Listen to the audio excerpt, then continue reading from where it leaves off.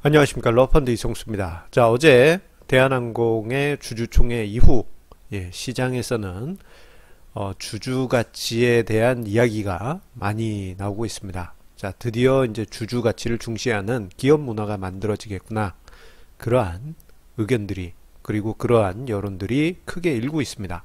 자, 그런데요. 일부 언론이나 일부 사람들은 어떻게 감히 이런 일이 벌어질 수 있느냐, 이렇게 생각하시는 분들도 계신 것 같습니다. 자, 그런데 우리 생각해 보면 우리가 투자를 하는 데 있어서 주주의 가치는 기업의 가치를 높이고 주가를 끌어올리는 아주 중요한 원동력이기 때문에, 자, 우리는 주주 가치를 추구하는 그러한 투자를 하게 됩니다. 자, 그런데요. 자, 이 주주 가치를 추구하는 것에 대해서 무엄하게 생각하는 사회적 분위기가 일부 남아 있습니다. 자, 하지만 우리나라 증시에서 지금 필요한 것은요, 이 주주 가치가 자, 최우선이 되어야 한다라는 것입니다. 자, 그런데 우리 실제 현실에서는 상장 기업들이 추구하는 바는 무엇입니까? 주주 가치보다는 경영진이나 오너 또는 대주주들의 사익을 더 중요하게 생각하는 경우가 많이 있죠. 자, 이로 인해 가지고 주주 가치가 무시되고 사회적으로는 주주 가치를 추구하는 이들을 아주 나쁜 사람으로 그렇게 몰아가는 그러한 여론전도 펼치기도 합니다. 자, 그런데 이제는 바뀌어야만 합니다. 자, 왜냐면요. 주식시장은 자본주의의 꽃이기 때문입니다. 자, 예전에 한 80년대? 80년대, 90년대 초, 요때까지만 하더라도 자본주의를 부정을 하면요.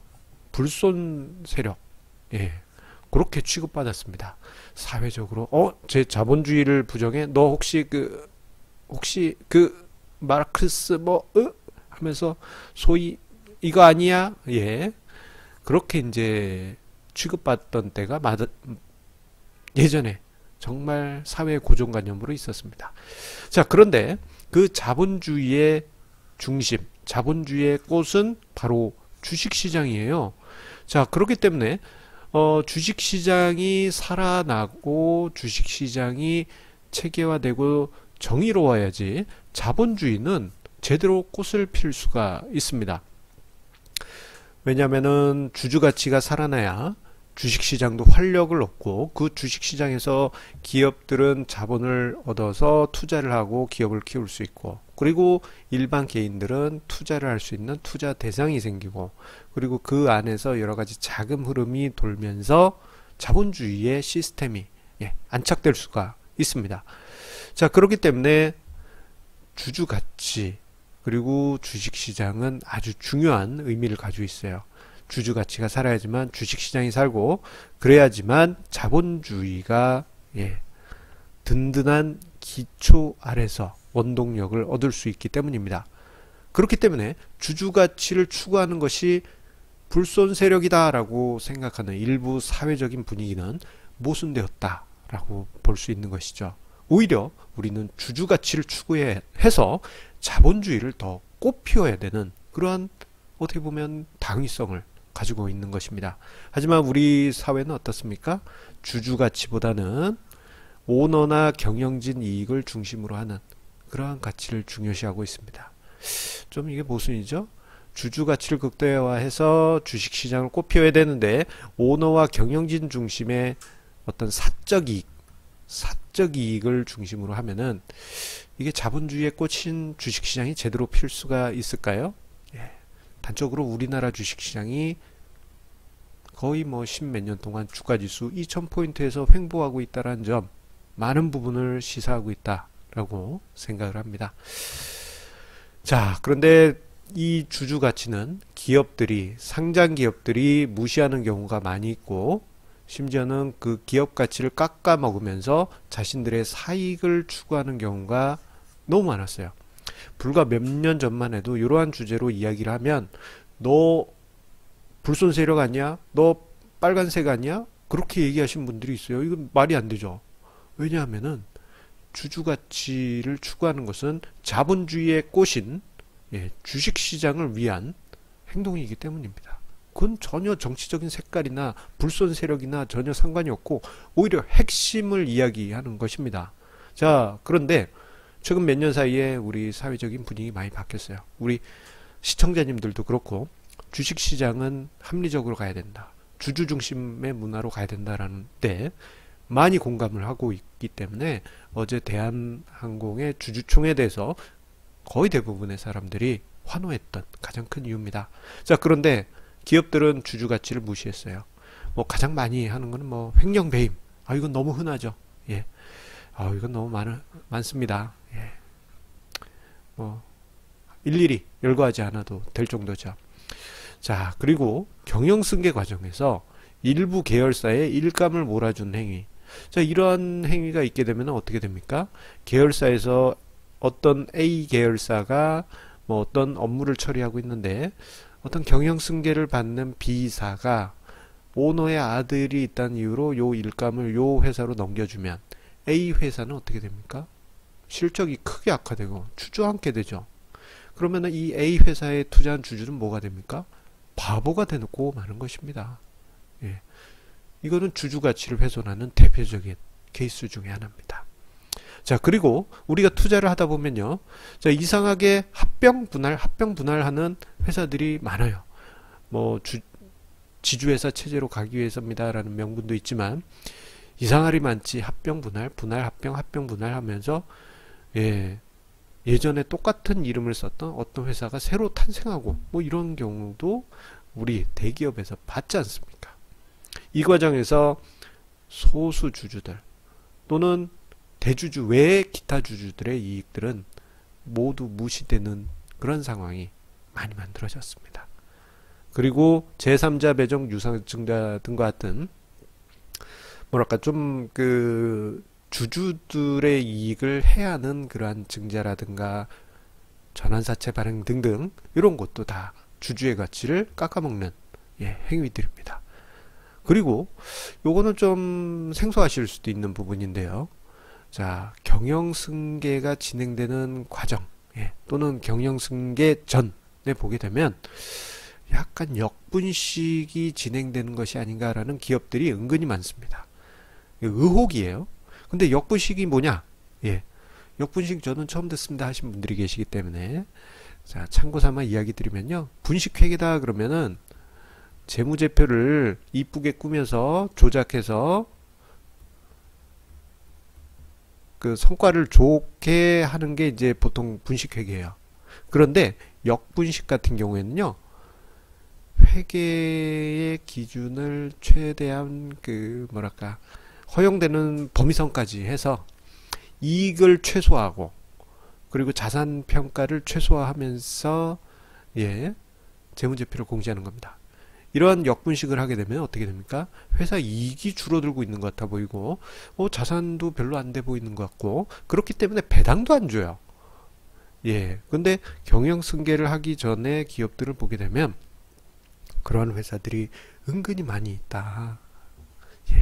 중소기업에서도 마찬가지입니다. 자, 그러다가 경영승계 끝나고 나면 주가가 빵 뛰어요. 실적도 빵 뛰어요. 자산 가치도 갑자기 뭐 자산 재평가했더니 뭐 엄청난 재산이 있어요. 뭐 이런 식으로 나오고. 이런 일도 많이 있습니다.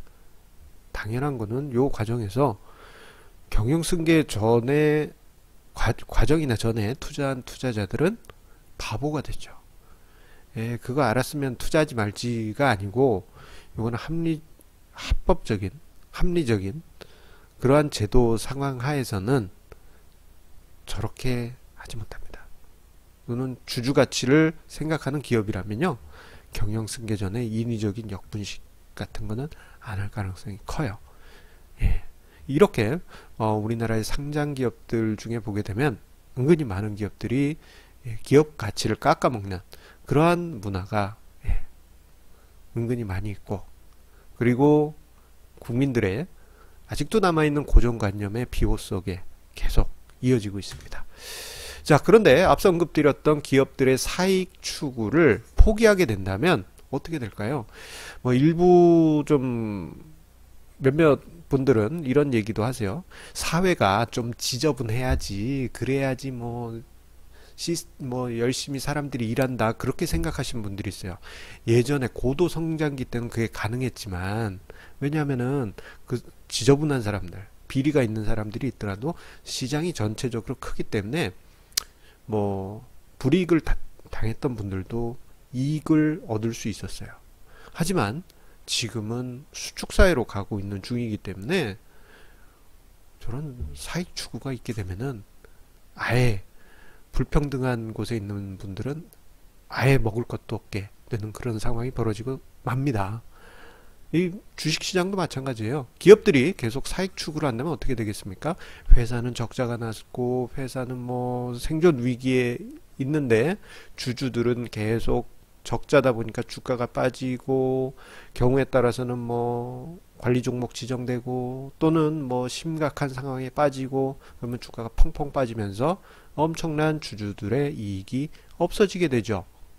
자, 그런데 기업들이 이런 사익을 추구하지 않고 그것을 포기해서 기업 이익, 주주 가치 증대에 힘쓴다면 어떻게 될까요?